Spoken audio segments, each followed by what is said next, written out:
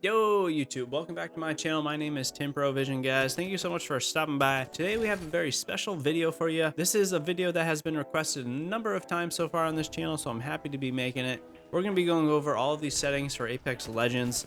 This is for Season 7 and moving forward. I don't really see this changing much though if you're watching this video way down the line. We have a lot to get to, so let's get to it, guys. If you like this video, hit the like button and subscribe to the channel. Your support would mean the world to me. Thank you so much. If there's anything I missed in this video, feel free to drop me a comment down below and ask me that question, or you can join my Twitch stream and I can answer your question live on stream, or you can join the community Discord and I can answer you there, or any other member of the community can give you an answer. One brief thing before we do get started here, I am a console player, so I will only be going over the console settings.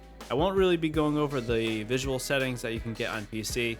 However, it is pretty self-explanatory. If you want better frames, decrease the visual settings, and if you want increased visuals, increase the visual settings. Pretty self-explanatory.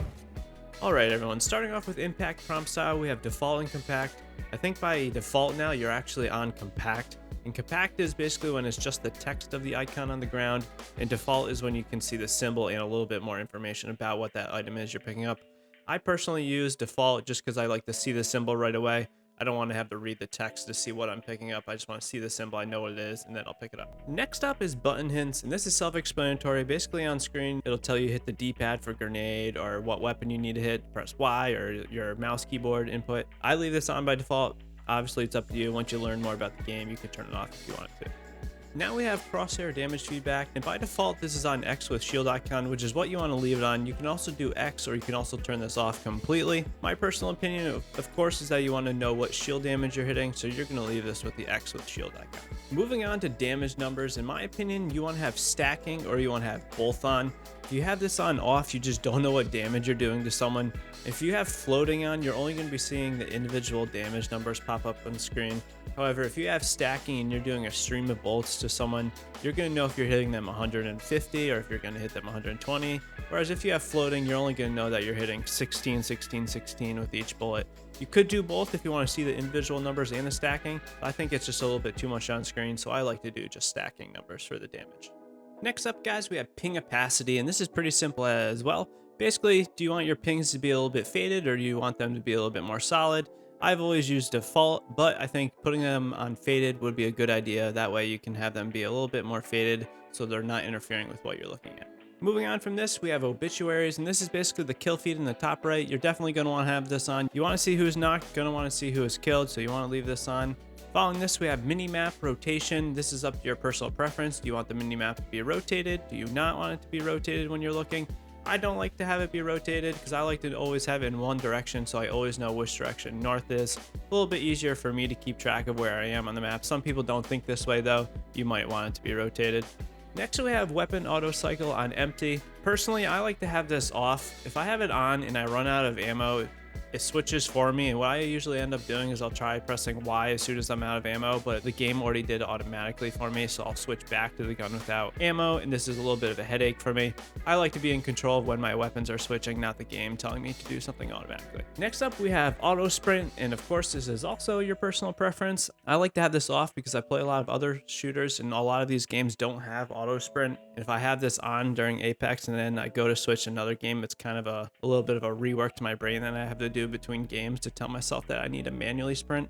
So I like to just leave this off. But of course, if you don't have a lot of other games that you're playing, or if you just want to have it on all the time, this is kind of a nice feature to have.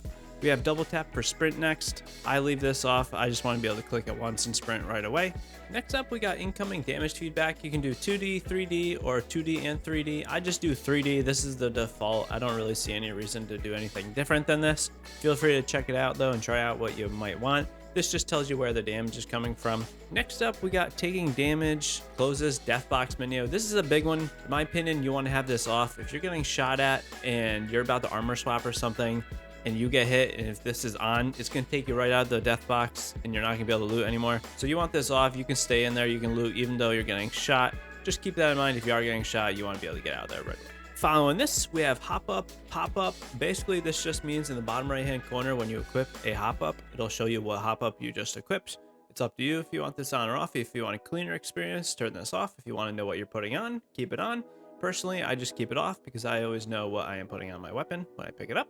Now moving down the list, we have a handful of things that will not be really relevant to most of you, but we'll talk about them anyway. We got streamer mode. Basically, if you're a streamer and you don't want other people to see what your name is, or if you don't want people to know who is killing you or that kind of thing, so you can prevent stream sniping a little bit, you can turn this off or on, depending on what you want. If you want the enemies' names anonymized, you can turn it on. Just keep that in mind. You can also kind of do it for just the killer, or you can do it for all the enemies, so you do have a couple different settings. Right under this, we have anonymous mode, which is a little bit similar to streamer mode, but basically you can make all names in the game completely anonymous. That way, other people that are spectating you while streaming won't know who's in the game. Just another way to prevent stream sniping. Under this, we have usage sharing. This is just going to send some data to EA based on what you're playing. I know a lot of people don't really like this. I have it enabled. It says having it disabled will disable a few features. Probably doesn't matter at all. If you guys are worried about this, you can hit disabled, but of course it's 2020. Pretty much anyone, guys, can get your information if they really want to. So do what you want. Now we have performance display. This is pretty simple. Basically, on screen, if you have it on, you'll see that your stats are shown for network connectivity in the upper right. I leave this off because I don't want any clutter on my screen again. I want the screen as clean as possible. I will turn this on if I'm having some network issues to see if it's me or the server. So this is something just to keep in mind. After this, we have colorblind mode. For the longest time, I did off. In off is still fine. Obviously, this kind of depends on if you're colorblind or not. One thing to know though, if you use Tritanopia, the crosshairs are yellow instead of red. Some people think this is a little bit easier to see. I'm trying this out right now. I think actually it does kind of help. A lot of the pros are using this. Also, it makes the Watson fences yellow instead of red, which is pretty good. They're a lot easier to see when they're yellow across the map than when they are red. So this is something to keep in mind. Then after this, we have just a couple other accessibility items. Subtitles, I leave these off. Again, I don't want my screen cluttered up with more text on screen that I can clearly just hear in my headphones. Some people want subtitles so they can just verify what the character is saying on screen. Subtitle size, I leave this normal. I don't have them on, doesn't really matter for me, but you can change this if you want to. You got enable accessible chat features after this. I just leave this off. Again, these are just accessibility options. If you need them, if you want them, I leave this off. And finally, we have convert incoming voice to chat text. I leave this off as well. I don't really need the voice chat to show up as text either on the screen. So that's everything for the gameplay settings, guys. We are going to go over a couple of the video settings real quick here. The brightness is pretty self-explanatory. Does your screen need to be brighter or not? I always like to leave my brightness higher than what they kind of recommend. I don't want to not see anything because it's too dark, so I always leave this up a little bit. This will wash out your screen a little bit, so just keep that in mind. The biggest thing out of all those settings, though, guys, is this right here, field of view. By default, I think it comes in at 70. Almost always you want to put this on something over 100. You'll see on screen I go from 70 to 100, and it just widens up my field of view a lot. I can see a lot more on screen now. I could only see half of this 3 signs on the left before, and now I can see all that mountain to the left of them. Keep your field of view over 100, I would say. This does make the target in the center a little bit smaller to shoot, but I think it's well worth being able to see all that more information, kind of be able to take all that in. Keep your field of view at 100 or more. Definitely recommend that. Next, we have sprint view shake. I don't want my screen shaking a lot when I'm in sprint mode. I want it to be clean. I don't want it to be bopping around to the point where I maybe miss something because my screen is shaking. This doesn't really matter a whole lot, but I would definitely keep it at minimal and not normal. Finally, guys, we have audio, and everything up to now has been about performance, and audio is no exception.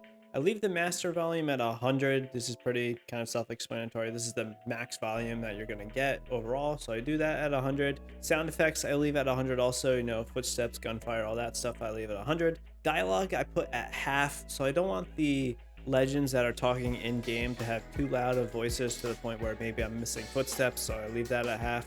And same thing with music and lobby music volume. I leave those at 75% because I don't want the music to be overpowering to what the game is doing. The music isn't really too big of a deal when you're actually down on the ground. You might want the music lower actually. I like the music in Apex, so I like to leave that a little bit louder.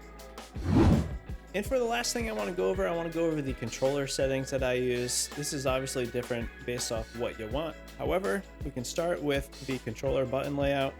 I use button puncher instead of the default. This just swaps the melee and the crouch buttons. I don't want to accidentally be meleeing because I'm hitting the right stick during a fight. So if this is crouch, then I won't do this. Doesn't really matter for me because I use an elite controller with paddles on the back for jump and crouch. So I'm not hitting the B button or the crouch at all anyway. So by moving the melee to the buttons, I'm not accidentally meleeing in a fight.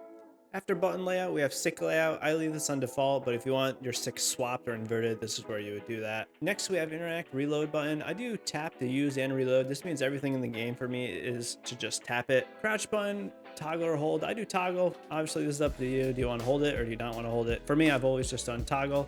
Aim button, do you want to hold or toggle? Again, it's up to you. What do you want? I do hold because that's kind of how it is in all games. Trigger dead zones, I leave at default. I don't have any issues with my triggers right now or my sticks. Menu cursor speed, I do at about a quarter of the way through. In my opinion, if it's too slow or too fast, you'll have a hard time armor swapping, which is really what you want the accurate cursor speed for, especially if you're on controller. You don't want it to be too fast to the point where you kind of can't select anything. But obviously you want this to be as fast as possible with your ability to control it. So definitely increase the movement cursor speed if you can control it. Moving on from that, we have look sensitivity. I have 4. That says it's high. I don't really think that's true. It's right in the middle for me, but obviously that's up to you. Look sensitivity, ADS, and per optic settings, I don't do anything with. I leave them at default. This wasn't out when the game first came out in Apex, and I honestly just haven't gotten around to tuning these. I really should do this. You should do this. You want your optic settings to be kind of catered to what you want for each of the distances. So definitely take some time and go over your per optic settings. Response curve, there's a number of options here. The big ones for me are classic or linear. Linear is pretty popular if you're in the Fortnite scene. I know a lot of people do linear for controllers. I do classic. I like the classic feel. I don't really want to adjust that, so I do classic. Look dead zone, again, I don't have any issues with my sticks, so I leave that on small. I don't have any kind of drift stick or anything. Same thing with movement dead zone. I don't have any issues with my sticks, so I leave that on small as well. After this, we have inverted look. Do you want your look controls to be inverted or not? I don't. I like them on the default, so I leave it off. Vibration I have off. A lot of you probably have it on, but in my opinion, by having the vibration off, your hands aren't shaking, so your accuracy will be a little bit better. Don't think this is a big deal. It's really up to your personal preference. Ever since Halo 2, I've always done no vibration, so this is what I got. And finally, you have advanced look controls, and you can go in here if you really want to. I honestly don't recommend you doing this. You can kind of extremely customize what you want your look controls to be. So if you're looking up, down, left, right, all that stuff, don't really recommend doing this. There's a lot of complicated stuff in here, and I honestly think it's kind of just a waste of time, but it's there for if you want to kind of dive right into it, go for it. And guys, that's everything in Apex Legends for the settings. I hope this was extremely helpful. If you liked the video or if you just want to support me, hit that like button and subscribe to the channel, guys. Thank you so much. Really appreciate all the support lately. If you have any questions again with any of these settings, let me know down in the comments, or join my Twitch stream or join the community Discord. All the links are down below, guys. Thank you so much. We are 1 week to Season 7 Apex Legends. I can't wait. I hope you have a wonderful day. Peace out, everyone.